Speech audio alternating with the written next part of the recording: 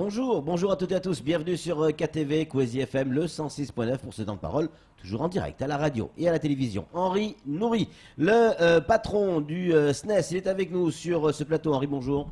Oui, bonjour Patrick, bonjour Flo. Merci d'avoir accepté notre invitation. Droit de retrait. Alors, droit de retrait à la Cité du Nord, droit de retrait à Kahani. C'est en train de faire boule de neige. Droit de retrait à cause de la violence, hein, d'une manière générale.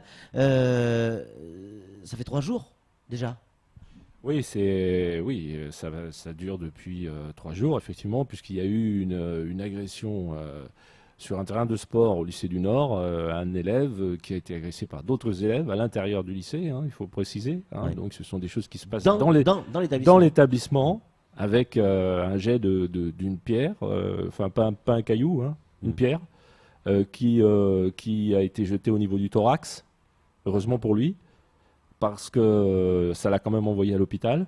Mais si ça avait été jeté plus haut, ça aurait pu être encore beaucoup plus grave. Ouais, si c'était le visage qui avait touché. Voilà, si c'était le visage qui avait été touché. Donc voilà, ce sont des phénomènes qui sont à l'intérieur des établissements. Là, on ne peut pas rester, nous, en tant que, disons, agents et responsables, on se doit de réagir. C'est ce qu'ont fait nos collègues, parce qu'il y a effectivement un danger qui existe quand on entre dans un établissement scolaire. Il n'est pas normal d'être en danger, que ce soit pour les élèves ou pour les personnels. Ouais. Ce n'est pas acceptable. Donc notre devoir est d'alerter. Et c'est ce que nos collègues ont fait. Mais est-ce qu'on doit alerter pendant 3 jours, Henri? Parce que là, on a quand même 1500 ou 1700 gamins dehors. Et le problème, c'est que... Qu'est-ce qui est le plus dangereux? D'avoir 1700 gamins dehors ou Non, ça se fait de manière responsable. C'est-à-dire qu'il y a des gens qui vont venir, des collègues qui vont venir, qui vont travailler sur des mesures qu'ils souhaitent voir mises en place. Il s'agit effectivement de ne pas créer du danger en exerçant un droit de retrait. Ce n'est pas ce qui est fait. Le but, c'est que les établissements fonctionnent normalement. On ne peut pas s'accoutumer à ce qu'il y ait des violences comme ça régulièrement dans les établissements. C'est ce qui se passe. Hein. Non, mais c'est ce qui se passe, effectivement. Et ce n'est pas la première fois que ça se produit au lycée du Nord. Au lycée du Nord, il y a eu une agression très grave avant les dernières vacances, qui s'est terminée par une évacuation sanitaire. Cette agression très grave a donné lieu à un certain nombre d'engagements qui ont été pris sur la clôture du lycée, sur des mesures de protection du lycée. Mais visiblement, ça ne suffit pas. Donc il faut aller plus loin et il faut réfléchir à ce qui doit se faire dans les établissements scolaires. Vous avez des solutions, Henri? Vous avez des solutions à proposer aujourd'hui? Écoutez, il y a des propositions qui ont été faites en termes d'encadrement. On sait qu'on a un encadrement en vie scolaire, notamment, qui n'est pas suffisant. C'est-à-dire qu'il faut plus de surveillants, il faut des CPE, il faut une infirmière scolaire, il faut des assistants sociaux. On n'en a pas suffisamment. Ça, c'est un problème qui existe à Mayotte dans un certain nombre d'établissements. Le lycée du Nord n'est pas le seul concerné, mais le lycée du Nord est assez emblématique parce que c'est un lycée qui est un ancien collège dont la structure craque aujourd'hui. Vous savez, le lycée ne peut pas accueillir, enfin l'infrastructure telle qu'elle existe ne peut pas accueillir le nombre d'élèves qui va croissant chaque année. La réalité, c'est que vous avez aujourd'hui près de 1500 élèves dans une structure qui, à l'origine, devait en accueillir moins de 1000. Oui. Donc, vous savez, à un moment donné, ces situations-là sont intenables. Si vous ajoutez à ça le fait que la restauration scolaire, c'est une collation, vous avez des conditions qui sont de travail qui ne sont plus acceptables, qu'il faut dénoncer. Donc, c'est notre devoir de le faire, nous le faisons, et nous espérons être entendus par ce mouvement qui est massif, hein, il faut quand même le dire. Ce n'est pas 2 personnes, c'est massivement qu'on ne peut plus continuer comme ça, effectivement. Alors, quand on parle, alors vous l'avez abordé un petit peu tout à l'heure, hein, mais on parle souvent d'agression, de violence aux abords des établissements. Mais de plus en plus, on assiste malheureusement à des agressions au sein des établissements. Ma question, elle est simple. Est-ce que ces agressions au sein des établissements, est-ce que ce sont des des individus extérieurs à l'établissement, qui rentrent dans l'établissement et qui génèrent ce genre de violence, ou est-ce que ce sont des élèves entre eux qui génèrent cette même violence? Vous Ça peut être des élèves entre eux, il faut le savoir. Ça existe, c'est pas la peine de se raconter d'histoire. Ouais. Il peut y avoir des élèves entre eux, effectivement, qui. Il y a toujours des bagarres, ça peut arriver, mais il y a des niveaux de violence qu'on ne peut pas accepter.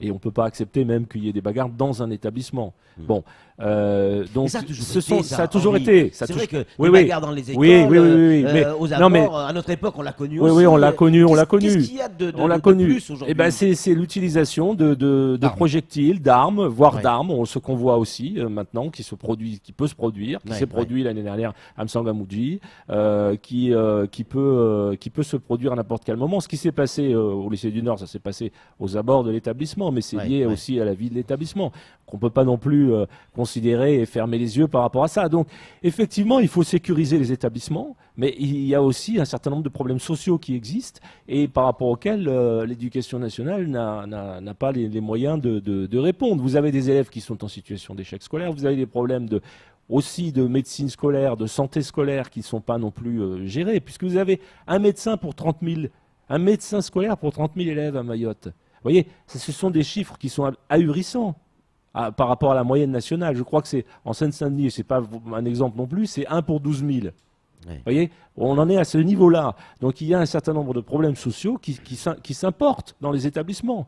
Il n'y a pas de coupure, comment dirais-je, il n'y a pas de cordon sanitaire radical entre les établissements et l'extérieur. Ouais. Donc effectivement, on retrouve des situations qui sont des... Ou alors il y a des histoires en plus de bagarres pour X raisons qui se reportent dans les établissements, des rivalités entre villages, des choses de ce style-là qu'on va retrouver dans les établissements. Et ça, c'est un phénomène peut-être nouveau, cette espèce de report dans les établissements de ce qui se passe à l'extérieur. Alors, on parle souvent, effectivement, de la violence entre gamins, entre élèves.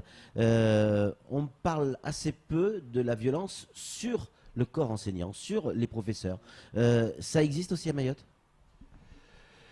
Ça existe, oui, ça existe probablement à un moindre niveau, mais un certain nombre de collègues se plaignent d'insultes, de développement de Plus certains qu'ailleurs, Henri, comportements. plus qu'ailleurs, plus Ça, que je dans veux dire, d'autres départements. ça, je ne suis pas à même de comparer pour ce genre de choses. Ouais. Je ne sais pas, mais je ne pense pas plus qu'ailleurs à ce niveau-là. Je ne pense pas, mais ça, c'est une opinion personnelle. Mais il est vrai que je pense que ça se développe. À ce que j'entends dire, ça se développe.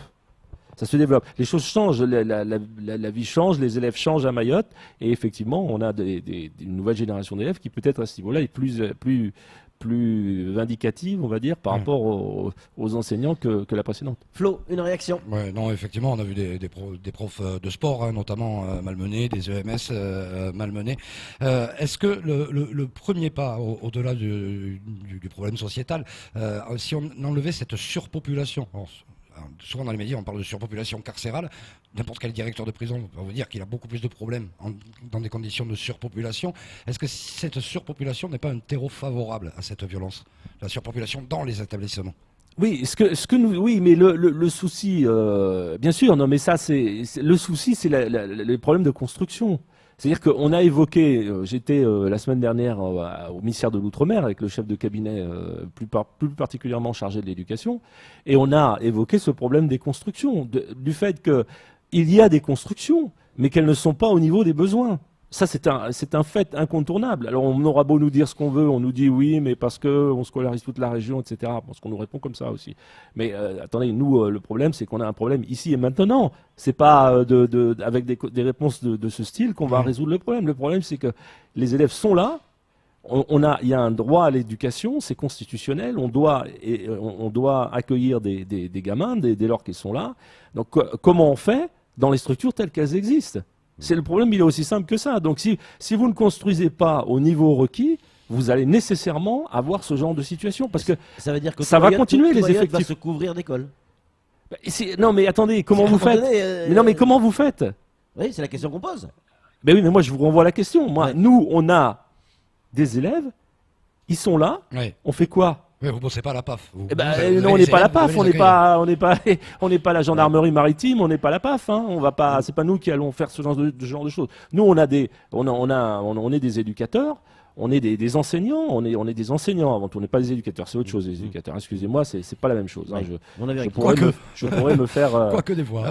je pourrais avoir des problèmes. Non, on est des enseignants, on est des professionnels de l'éducation, on n'est pas là pour se prononcer sur qui vient en cours ou sur si les élèves ont... Voilà, les élèves ont le droit à l'éducation, il faut répondre à ça. Donc cette question des constructions, on la soulève sans arrêt.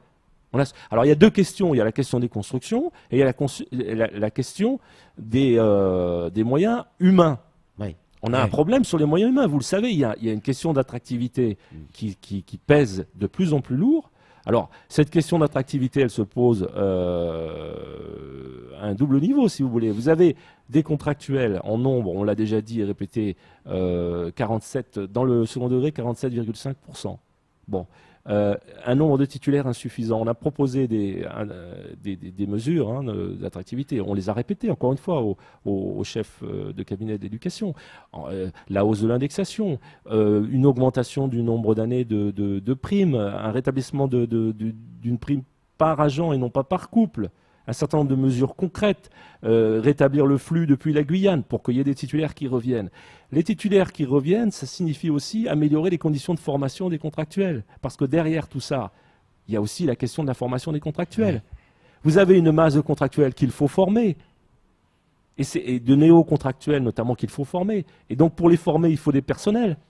Donc améliorer les conditions de travail des enseignants, évidemment, c'est une bonne chose, mais c'est pour tout le monde ça. Mais est-ce que ça va régler le problème de la violence? Non mais Patrick, c'est parce que vous allez avoir une prime de plus améliorer les conditions de travail des enseignants, c'est pas seulement des enseignants, c'est les conditions de travail de tous. Oui. Parce que quand vous améliorez les conditions de travail des enseignants, vous améliorez celles des élèves aussi en même temps. Ouais, toute la vie scolaire. Et de la vie scolaire, etc.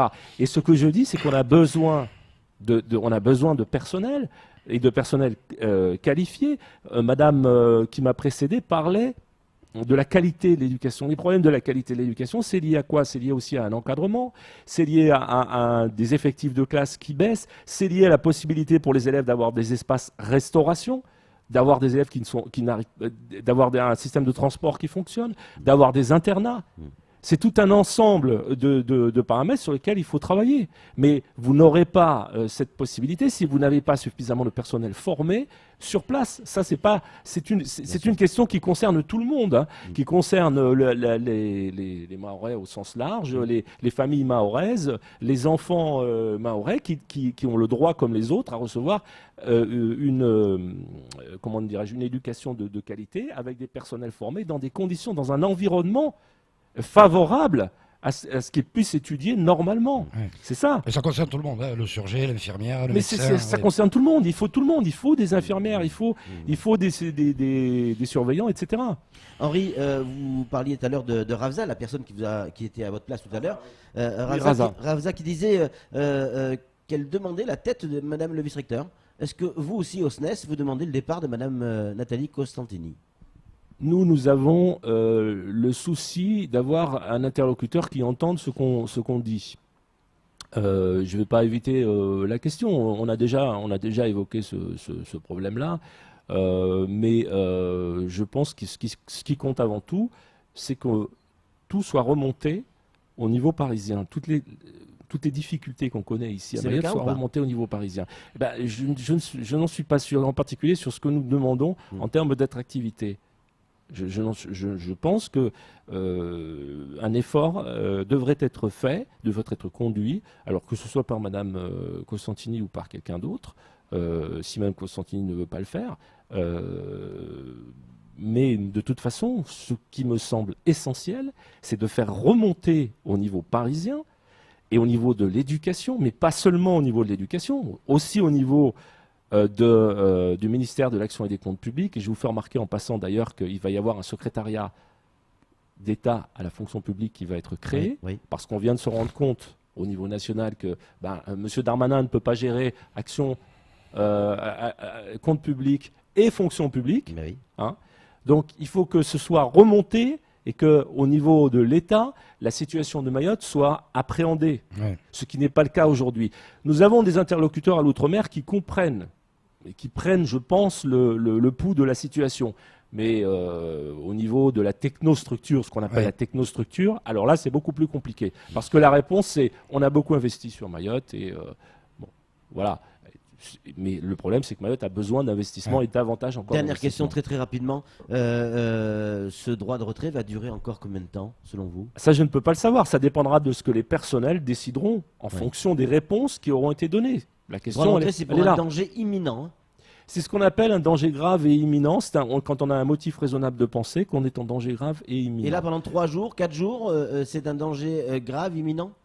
Le danger grave et l'imminence du danger, c'est un débat un peu, je dirais, un débat très technique. Ouais. L'imminence du danger, vous savez qu'on a considéré pour Tchernobyl, par exemple, que le cancer de la thyroïde pouvait être considéré comme un danger grave et imminent, même si le cancer de la thyroïde se produit beaucoup de temps plus tard. Ouais. Alors, c'est juste simplement pour dire que l'imminence du danger, on peut discuter de cette affaire comme sur le sexe des anges. Hein. Vous voyez. En tout cas, merci beaucoup Merci. Henri Nourri d'être Merci. venu sur ce plateau. Merci à vous. On rappelle, hein, la Cité du Nord, à Cagny et ailleurs également, droit de retrait des enseignants, un droit de retrait qui pourrait peut-être même continuer encore. Allez, c'est tout pour ce temps de parole. Tout de suite, la suite de nos programmes.